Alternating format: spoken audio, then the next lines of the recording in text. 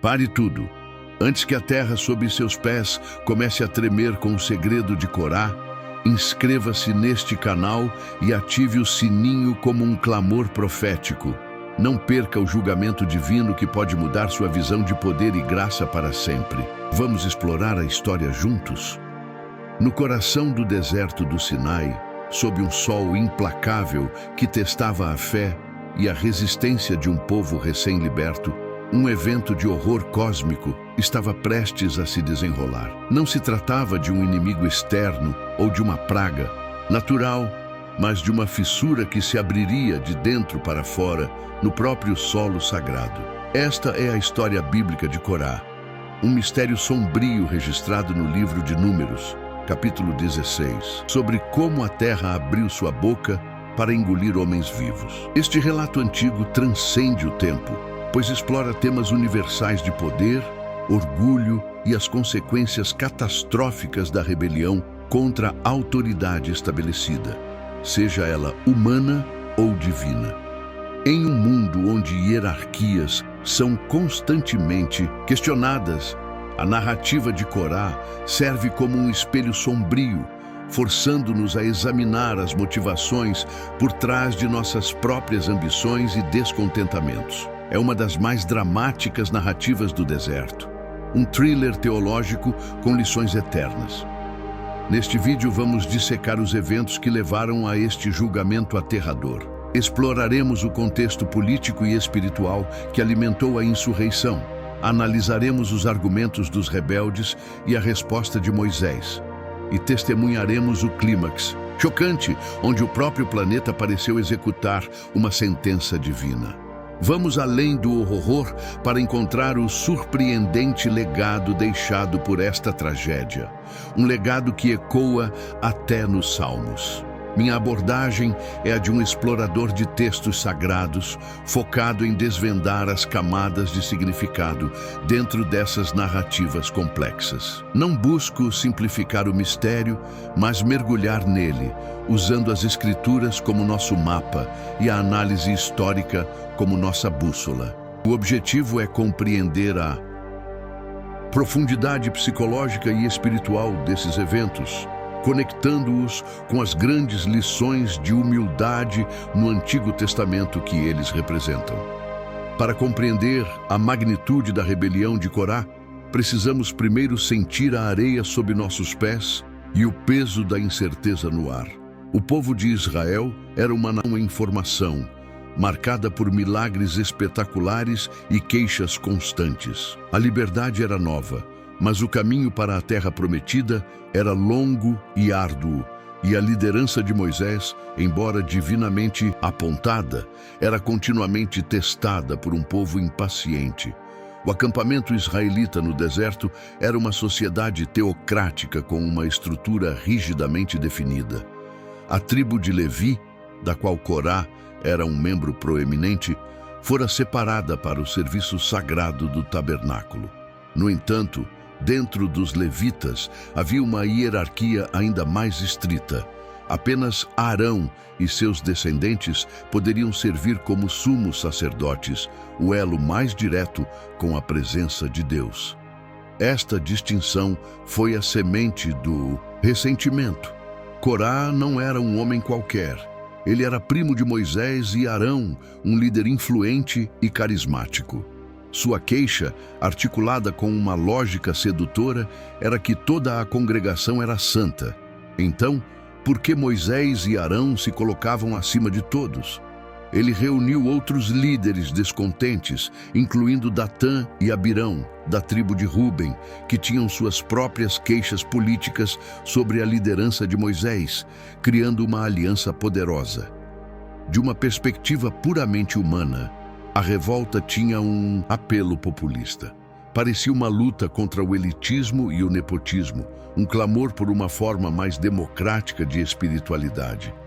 Corá argumentava que o sacerdócio deveria ser acessível a todos os levitas qualificados, não apenas a uma família. Essa mistura de ambição pessoal com uma retórica de justiça social tornou sua rebelião especialmente perigosa e convincente para muitos. Pense nisso como uma crise constitucional em uma nação nascente. O líder divinamente nomeado é acusado de exceder sua autoridade por um parente poderoso que galvaniza o apoio de outras facções políticas. A questão central tornou-se: quem realmente fala por Deus? A estabilidade de toda a nação dependia da resposta. Uma resposta que não viria através de debate, mas de uma intervenção direta e terrível. A tensão, antes um murmúrio baixo nas tendas, finalmente explode em um confronto aberto. Corá, acompanhado por 250 líderes de renome em Israel, marcha até Moisés e Arão. Eles não vêm com espadas, mas com algo muito mais desafiador. Incensários de bronze, o símbolo do acesso sacerdotal a Deus, prontos para executar um ritual que lhes era proibido, um ato de desafio espiritual supremo. A resposta de Moisés é um ato de profunda humildade e fé. Em vez de retaliar com sua própria autoridade, ele se prostra e entrega o julgamento inteiramente a Deus. Ele propõe um teste final e definitivo para o dia seguinte: que os rebeldes e Arão se apresentem diante do Senhor com seus incensários. E Deus mesmo mostraria quem era o escolhido. A arena do conflito foi transferida do plano político para o divino.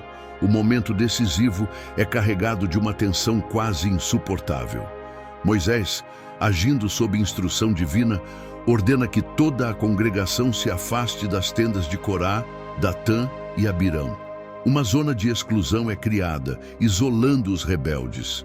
Eles, por sua vez, saem de suas tendas e se postam desafiadoramente com suas esposas e filhos em um último ato de orgulho e convicção, completamente alheios ao destino que os aguardava. É crucial notar a natureza específica da intervenção. Moisés declara que o julgamento não seria uma ocorrência comum. Se os rebeldes morressem de causas naturais, significaria que sua própria liderança era uma farsa. Mas ele profetiza: se o Senhor criasse algo totalmente novo, se a terra abrir a sua boca e os tragar, então todos saberiam que aqueles homens haviam desprezado a Deus. A prova da autoridade divina seria um milagre de destruição. Conforme as palavras proféticas de Moisés ecoam pelo silêncio do deserto, o chão sob os pés dos rebeldes começa a vibrar. Não é o tremor de um sismo comum, mas um som profundo, um rasgar sobrenatural, como se as fundações do mundo estivessem sendo desfeitas para executar uma sentença. O ar fica pesado com pavor, e todos os olhos se fixam na terra que está prestes a se tornar um túmulo. O que acontece em seguida é um dos momentos mais aterrorizantes do Antigo Testamento. A terra se parte com uma violência inimaginável, não uma simples rachadura, mas um abismo que se abre diretamente sob os rebeldes. A Escritura diz que a terra abriu a sua boca e engoliu Corá, Datã e Abirão, junto com suas famílias, suas tendas e todos os seus bens. Eles desceram vivos ao Sheol, a morada dos mortos, e o solo se fechou sobre eles, apagando-os da existência. Ao mesmo tempo, um fogo celestial irrompe e consome os 250 homens que ousaram oferecer incenso ilegalmente. O julgamento foi duplo e preciso, abordando tanto a liderança da rebelião quanto seus principais apoiadores. O efeito sobre o resto de Israel foi de puro pânico. Eles fugiram gritando, temendo que a terra os engolisse também. Uma lição brutal e inesquecível gravada em sua memória coletiva. Mas no meio dessa aniquilação total, a Bíblia registra um detalhe surpreendente e crucial em Números 26:11. Contudo, os filhos de Corá não morreram. Este ato de misericórdia divina é a reviravolta teológica da história. Demonstra que o julgamento de Deus, embora severo, era preciso. A culpa não foi transferida para a próxima geração, que não participou ativamente da rebelião do pai. Este é um pilar das lições de humildade no Antigo Testamento. Este fio de sobrevivência se torna uma das mais belas histórias de redenção. A linhagem de Corá não apenas sobreviveu, mas prosperou espiritualmente. Seus descendentes se tornaram guardiões do templo e músicos, e a eles são atribuídos vários salmos, incluindo o comovente Salmo 42, que expressa uma profunda sede pela presença de Deus. A história bíblica de Corá, portanto, não é apenas sobre a queda do orgulho, mas sobre a graça que pode florescer de suas cinzas, ecoando o princípio de Provérbios 16:18. Esse legado de redenção, nascido de uma tragédia tão profunda, nos desafia a olhar além do julgamento superficial. Ele nos compele a questionar como essa antiga narrativa sobre a rebelião levita e a ira divina pode nos ensinar sobre responsabilidade individual, graça geracional e o caminho para a verdadeira adoração. Um caminho que os filhos de Corá encontraram e que seu pai tragicamente perdeu. A aplicação prática dessa história começa com uma introspecção honesta. O espírito de Corá não morreu no deserto. Ele representa uma tendência humana universal. Devemos nos perguntar: quando desafiamos a autoridade em nossas vidas, seja no trabalho, na família ou na comunidade, qual é nossa verdadeira motivação? É um desejo genuíno por justiça e verdade, ou é secretamente alimentado por inveja, ambição pessoal ou o orgulho que precede a queda? Para aprofundar sua compreensão, mergulhe nos Salmos dos Filhos de Corá. Leia os Salmos 42, 49, 84 e 87. Observe o contraste gritante entre o tom arrogante de seu ancestral e a linguagem de anseio, humildade e amor absoluto pela casa de Deus que seus descendentes expressam. Eles transformaram um nome de infâmia em um símbolo de adoração devota, oferecendo um roteiro para a redenção. É importante ser realista. Esta não é uma história de conforto fácil. A natureza do julgamento divino, em Números 16, é dura e desafia muitas sensibilidades modernas.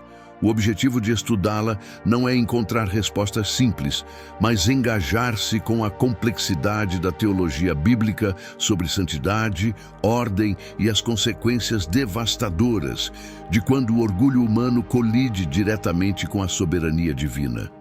A jornada através dessas narrativas sombrias é mais rica quando compartilhada. Qual aspecto da história de Corá mais te impactou? Foi a audácia da rebelião, a natureza terrível do julgamento ou a surpreendente misericórdia mostrada aos seus filhos? Deixe sua perspectiva nos comentários abaixo para que possamos aprender juntos. Se este tipo de análise bíblica profunda te interessa, considere se inscrever para mais explorações. No final, o abismo que se abriu no Sinai é uma metáfora poderosa.